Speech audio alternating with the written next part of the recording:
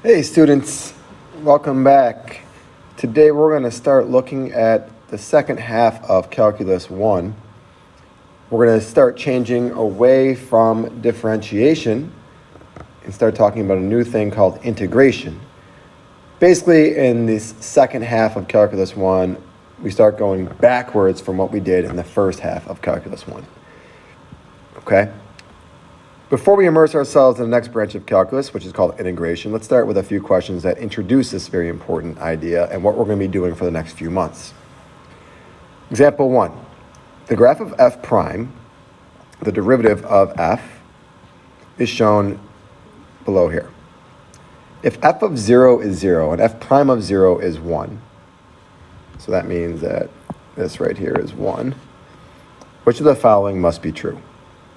Let's just take a look at these three individually and see which one must be true. Not could be true, but must be true.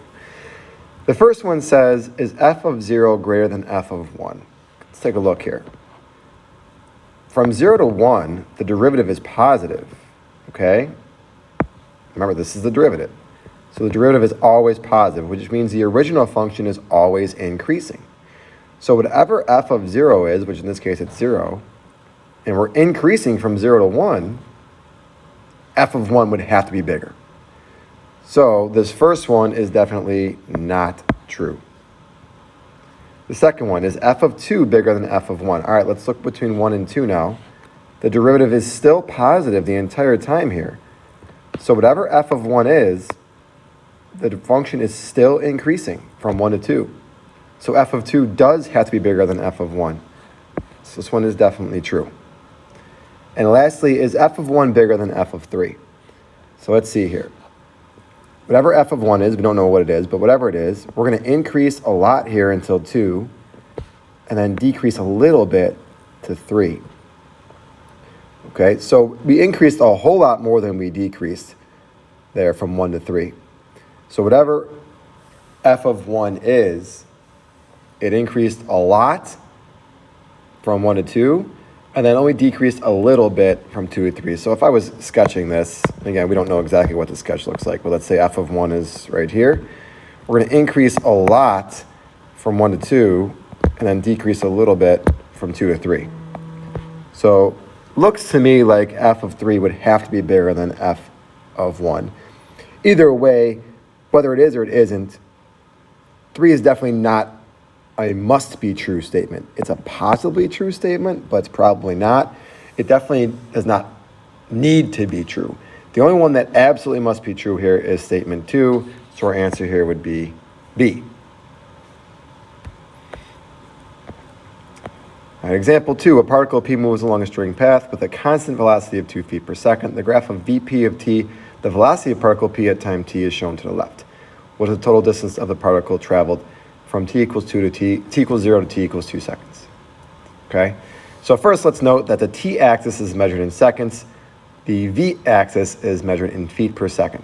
The total distance that this particle travels is found by finding the area under this curve, in this case this line, above the t-axis. Okay? So let's think about this for a second. For example here, that's 0, 2, and that's 1, 2, and that's 2, 2. So from 1 second, the velocity was always 2, what's the units here? Feet per second, okay? So if we travel 2 feet per second for 1 second, we traveled 2 feet. And from 1 to 2, if we travel 2 feet per second for 1 second, we traveled 2 feet. So in other words, that would give us 2 feet, and that would give us 2 feet. But to sum this up, we can do this a lot quicker than that. Really, all we want to do is take the area of this shape right here, which is a 2 by 2 square. If we travel 2 feet per second for 2 seconds, how far did we travel? We traveled 4 feet. Okay, so again, we're going to look at the area under this shape, which is a 2 by 2 square, giving us 4 feet. Example 3, we have a new pop music group sensation called Sir Isaac and the New Tones. They've released their latest single on all the major music streaming services. During its first 10 weeks of release, the rated number of downloads per week in thousands of units is modeled by the function d of t, whose graph is shown to the right. How many total downloads were purchased during the 10-week period? So this is the same thought process we're going to want to think of here. We want to talk about the area under this curve, or area under this shape, between the x-axis, or in this case, the t-axis. And if we can find all the areas, that'll give us the total amount found.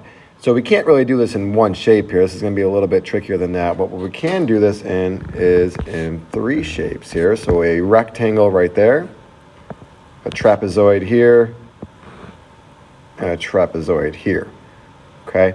So for the first rectangle from here to here, that area is just going to be 3 times 4, which is 12. And then from here to here, it's a trapezoid. The area of a trapezoid is 1/2 height. The height would be 2 times base 1 plus base 2, which is 3 plus 1. So that area would be 4.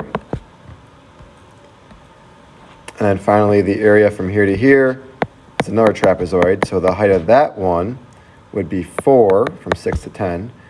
And the bases would be 1 plus 9. So that's 2 times 10, or 20. So our total area under this shape here would be 12 plus 4 plus 20, which is 36. So what does that mean? 36,000 downloads in 10 weeks.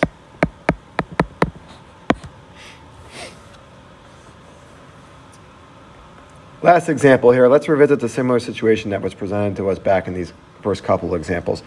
Okay, let's talk specifically about example 2. A particle Q moves along a straight path. The graph of the velocity of this particle Q, is given by this graph below.